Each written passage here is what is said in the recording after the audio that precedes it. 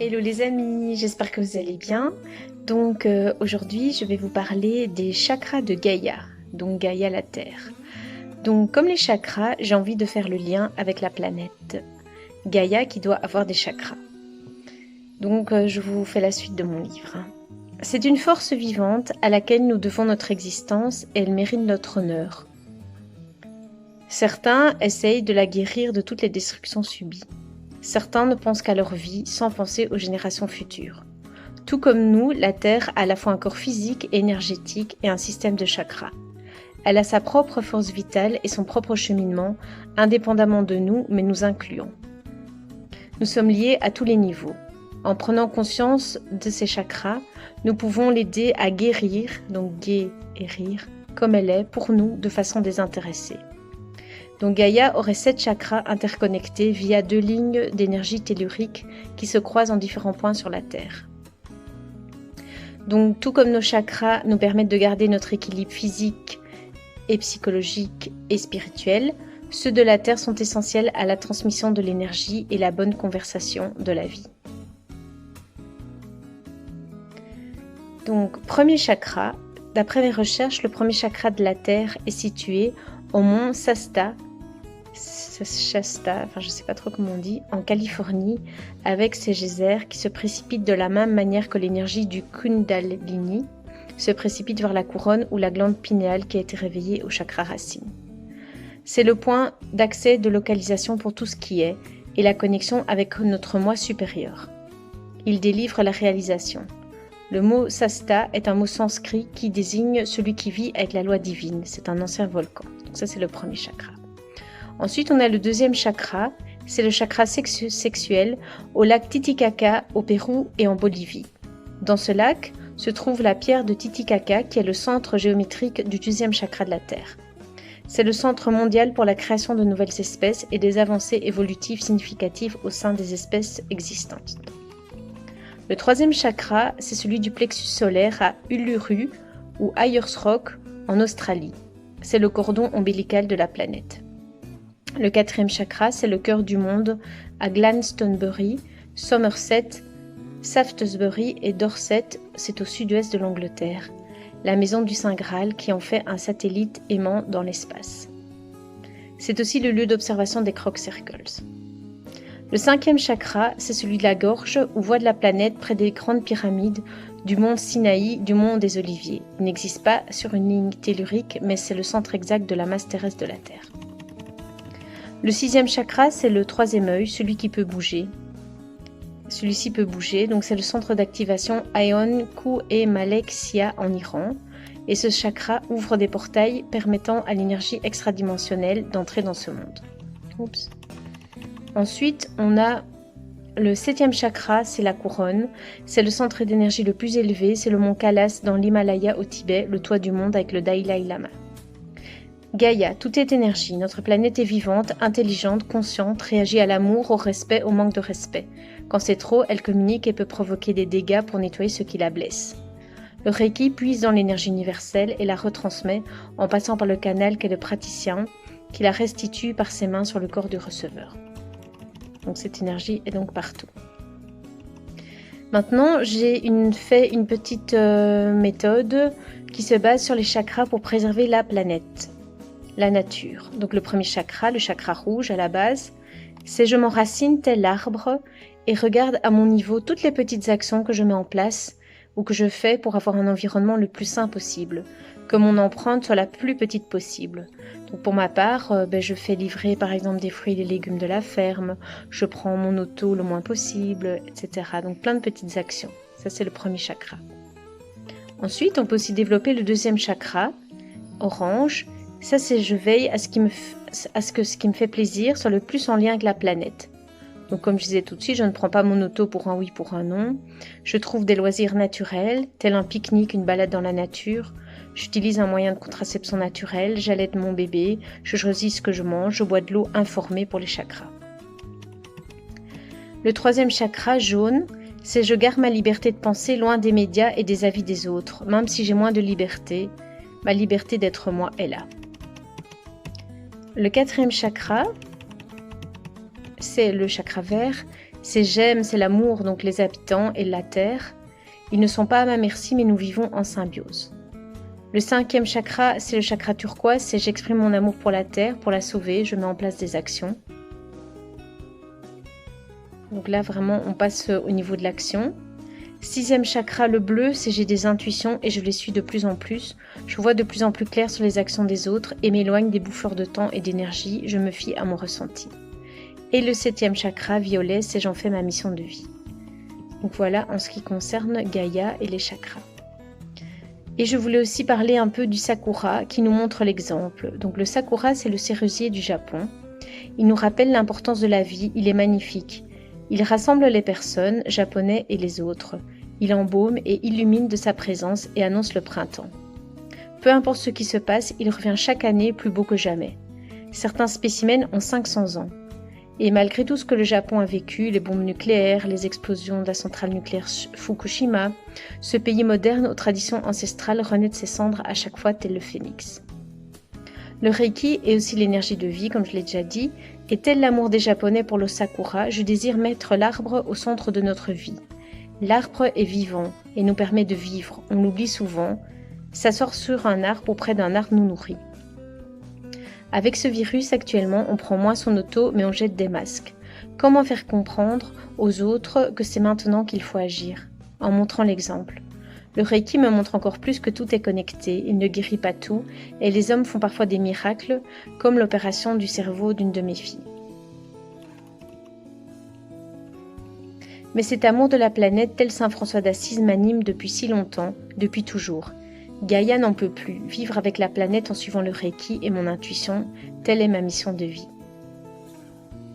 Je vais de l'avant en marchant et en touchant les arbres. Cet appel de la nature se réveille en moi.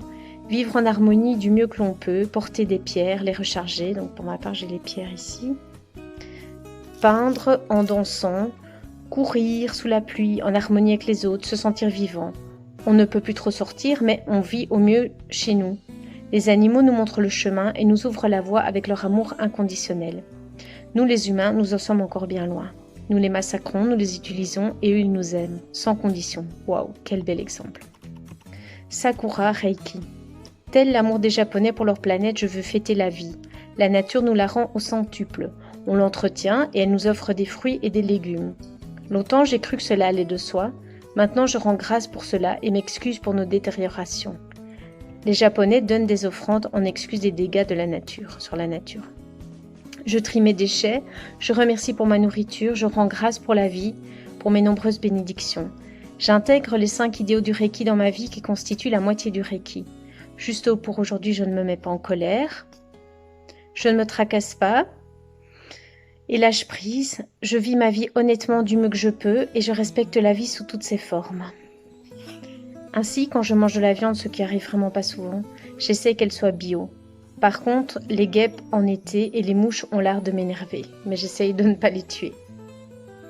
L'homme a mis les animaux à son service comme un produit. Les plantes aussi. Et il est où le respect? En allant sur la Lune, l'homme a senti sa petitesse, mais ça lui a monté à la tête aussi. Il a voulu dominer le monde, ses frères animaux. Mais en utilisant la planète comme une poubelle et en épuisant ses ressources, il court à sa perte aussi. En coupant les arbres, en augmentant la température, il va à sa perte. Il est temps de faire la paix avec le monde et le Reiki m'a montré que tout est interconnecté.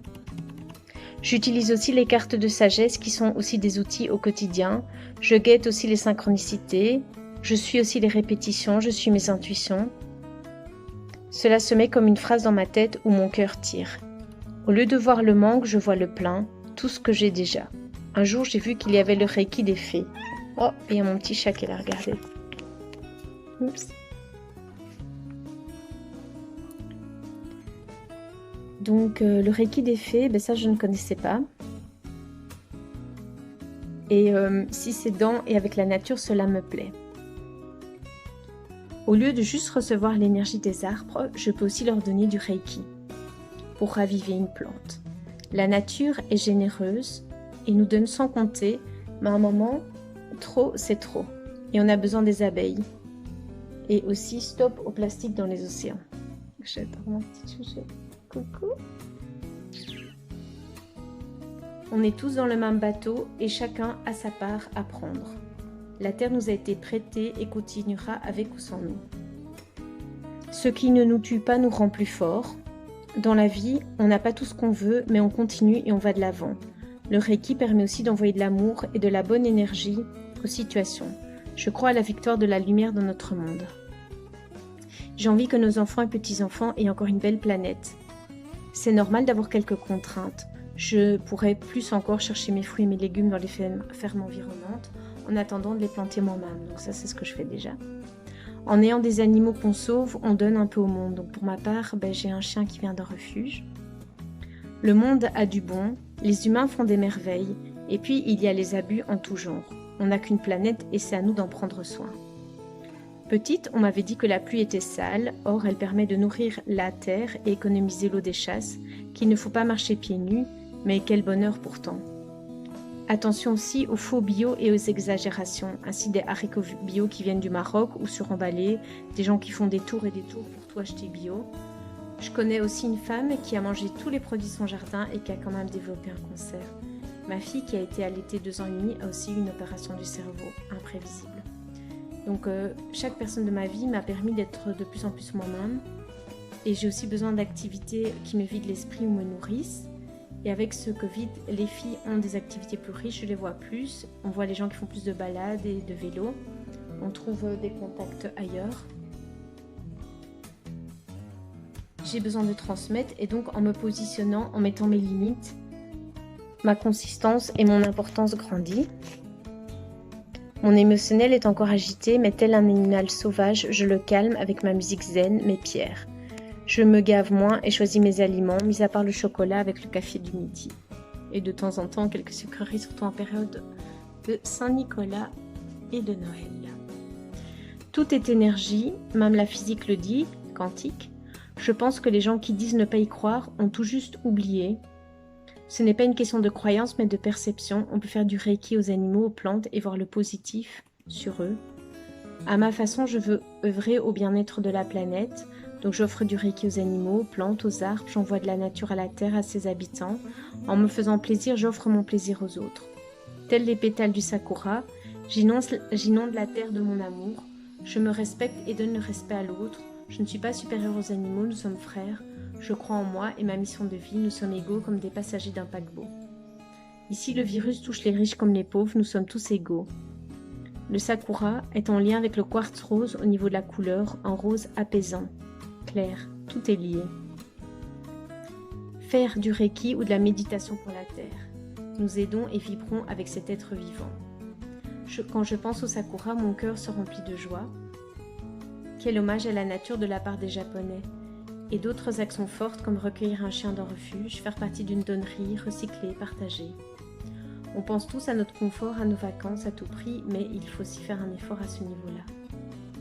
C'est important de tenir compte de la nature au sein de nos projets de vie, avoir confiance et se dire que les événements qui nous arrivent sont toujours prêts à être surmontés.